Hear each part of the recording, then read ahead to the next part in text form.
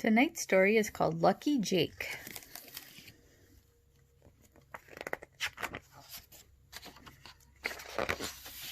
Jake stood next to Pa, ankle deep in the cold water of Crystal Creek. While they panned for gold, Jake thought about dogs. He thought about having a dog to play catch with. He thought about having a dog to run with. He wondered if he had enough gold in his pouch to buy a dog. Then Pa yelled, "Wahoo! A gold nugget! A genuine gold nugget!" Pa whooped and danced in the creek. "We can buy real food," he hollered. "Eggs, beefsteak, potatoes, no more beans. Come on, Jake, we're going to town." Pa took off running. Jake raced after him. While Pa piled up supplies, Jake asked the storekeeper, "You got any dogs?" The storekeeper said, "Nope, but I got a runny pig." Jake patted the pig. The pig grunted and rubbed against him. When Jake walked across the store, the pig followed him. Jake asked, "Do pigs make good pets?" The storekeeper said, "Why not? They got 4 legs, flappy ears, and a tail." Jake eyed the pig. It did have 4 legs, flappy ears, and a tail. Jake named the pig Dog. On the way home, Dog trotted next to Jake. Pa gave Dog a funny look. Jake said, "I wanted a dog, but this pig should do. I'm glad the storekeeper had him." Pa grinned and said, "That sure was lucky." Jake said, "Yup, lucky." Between spells of panning for gold, Jake tried to teach Dog tricks. Dog wouldn't chase a stick, but he let Jake pet him. He followed Jake around, and he slept next to Jake's bed. One chilly night, Jake covered up with Pa's overcoat. Dog pulled on the coat sleeve, then sent up a racket of grunting and pawing. Jake rescued the coat and reached through the hole in Pa's pocket. Deep in the coat's lining, Jake found seed corn from when Pa tried farming. The next day, Jake scraped 3 rows in the dirt behind the shack. He built a fence around them to keep Dog out, dropped the corn into the rows, and watered it. Jake watered the corn every day. Dog watched and waited. The corn sprouted, stalks grew, and ears formed. When the corn's silk brown, Pa and Jake boiled a few ears. Dog watched and waited. After they all stuffed themselves, Pa said, "That was good. I didn't think corn would grow here." Pa grinned and said, "That was lucky." Jake said, "Yup, lucky." The next morning, Jake went to pick corn for breakfast. 2 stalks looked chewed on. Jake sat right down to guard the corn. Dog kept him company. When dusk fell, a shaggy 4-legged animal stepped from the brush. Dog oinked. The critter ran. Jake threw Pa's coat over the animal's head and held on tight.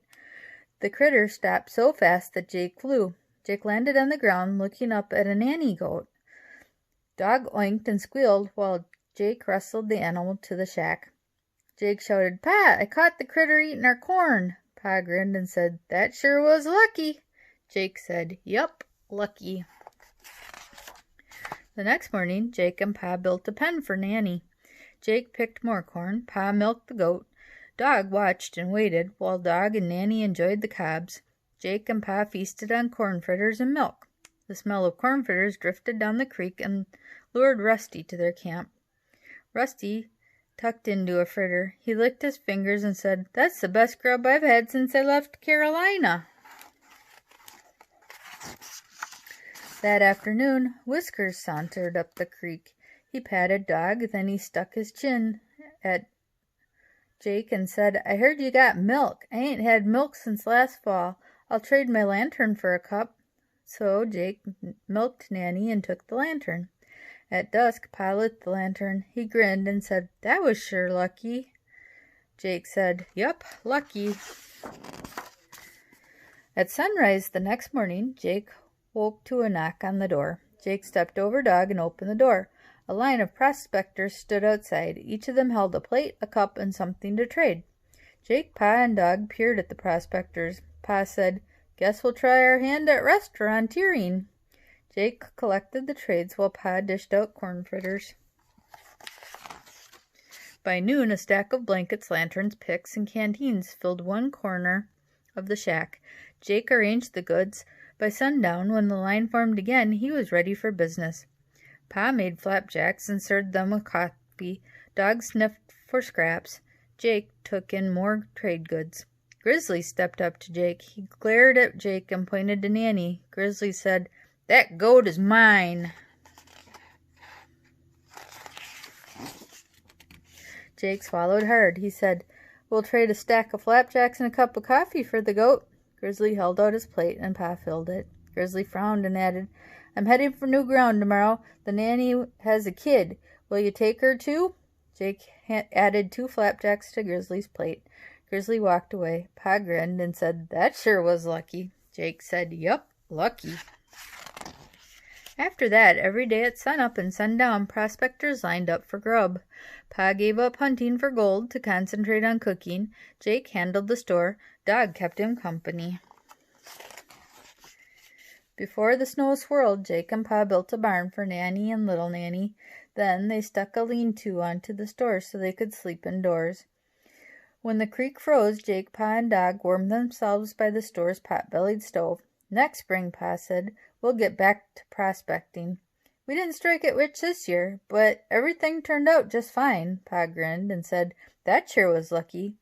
Jake said, "Yup, lucky." He patted Dog. Then Jake tucked away a pouch of corn so they could be lucky again next spring. And that's the end of Lucky Jake. Hope you enjoyed the story, and we'll see you Monday.